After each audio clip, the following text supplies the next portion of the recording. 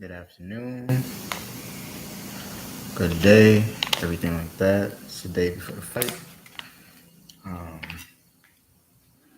yeah, I'm about to just finally make this prediction. I've been anticipating this fight for the longest time. These dudes are about to clash tomorrow. I've been watching everything for the build up, everything. Um, Watching their past fights,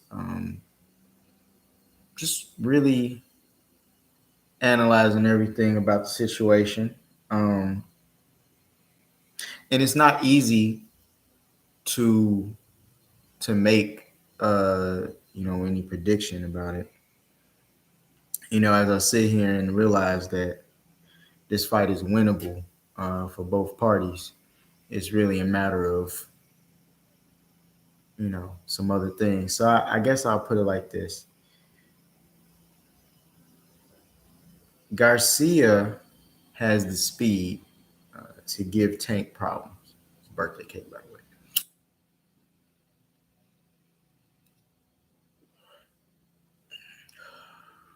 Yeah, Garcia has the speed to give Tank problems, and I don't think Tank has faced anybody that fast. Now, with that being said, I do think um, those first few rounds are going to be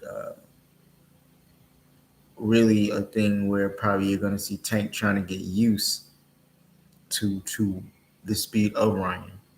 Um, the thing that is dangerous about Ryan, and I know they always bring up the left hook, but that left hook is pretty dangerous. It's a left hook that comes out of nowhere. It he doesn't really set it up. He doesn't do anything to show that it's coming out. That's what makes it dangerous.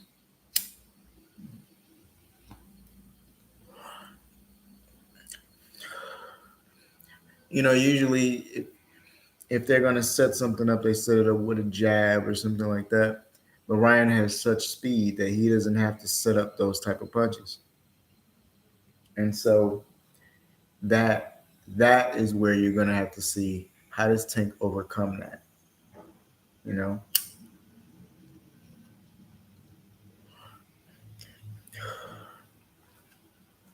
but what I honestly see is I honestly think that, well, not even honestly, I want to say that I see Tank going to the body. So I think if he's going to make this a fight where he's going to drown Ryan and get him in those later rounds and possibly cause a devastating upset, um, I think he's going to make an investment to the body. So I don't know why, but I just expect to see some good body work from Tank. Now, with that being said, he is going to have to get in the inside. So with that, he's going to have to use that jab a lot more and a lot of more feints. Um, he's going to have to use those feints to draw out some of Ryan's firepower, especially so he can get in there. So I think what you're going to see is him slowly touching that body, and then eventually he's gonna drop that guard. Now this is only if Tank can get past the speed, of course, and that's a really hard ask. That's a tall thing to ask, but I honestly see the fight settling down. Hopefully, somewhere around the sixth, seventh round. I see Tank pulling ahead and getting control of the fight. I see him getting used to, Ryan's speed and also hitting him with a couple of shots here and there. I do see him hitting with some nice shots. Uh, I haven't seen Ryan move his head a lot or anything like that. I can't say has the best head movement. And yet he did get hit by Luke Campbell and he got knocked to the ground. Yes, he got up and finished the fight, but you've seen that he can be knocked down. So all I'm saying is, if Luke Campbell touched you, just imagine, what happens if Tank touched you, and that's something to think about. I mean, Ryan Garcia doesn't have the best head movement. That is correct. Looking at his fight, his head stays kind of on that swivel. The thing about it is, he has such fast hand speed that it's hard for you to even get to his head. Now, I understand that too. But when you do get to his head, he probably ain't moving that much. That's how Campbell was able to line up that shot. That was a straight left that he knocked him down with. That wasn't a looping shot. It was straight.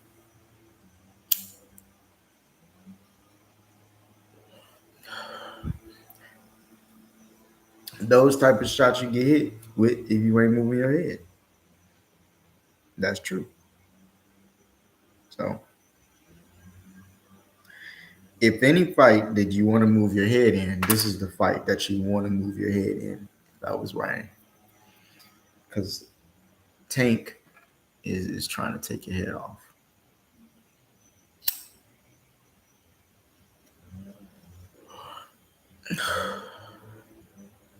Now, with that being said, Ryan Garcia, obviously, like I said, he has everything he needs to win this fight as well. The thing with Ryan is, all he has to do is keep his distance. He has to keep that jab out there, and he has to keep Tank occupied, and he has to keep that distance. If Garcia can control that range and fight like the tall fighter, I think he can possibly, win this. The big thing is, we all talk about Mario Barrios, but the thing is, he did kind of come in there to fight. There was moments where he would come in and bang with Tank, so he would give up that advantage. So my thing is if Garcia could keep Tank at the end of that jab, he could probably line him up for that left hook or a right hand. And so I just really want to see how Tank is going to adapt to the speed, because now it's like it kind of reminds me of Zab Judah versus Mayweather, where Mayweather had to get used to the speed of Judah before he could break him down. He had to process that speed first. He was landing shots in there, but once he got used to the speed, he started shutting down. So I think we're going to see something where, like I said, you're going to see a late face stoppage, maybe 8th or 9th round. I think you're going to see Garcia starting to get broken down by Tank's body shots. I really think body shots going to be the key to this fight. If you have a tall fighter like Ryan, hit that body, bang the drum. So I don't know. Like I said, I see 8th or 9th round stoppage for Tank. And here's my thing: if he doesn't get to the 8th or 9th round, I do believe this could end early, and it can go to Ryan. So I think if it ends early, it's Ryan, and if it ends late, it's Tank. To be completely honest with you, Ryan, if he want to win this fight, he got to get the Tank within those first 5 rounds. After that, it's downhill. It'll fall apart.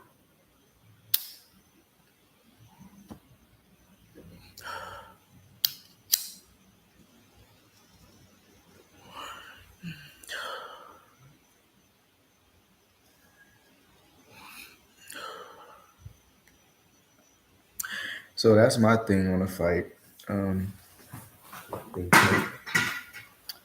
Is going to win by late round stoppage, like I said, 8th or 9th round.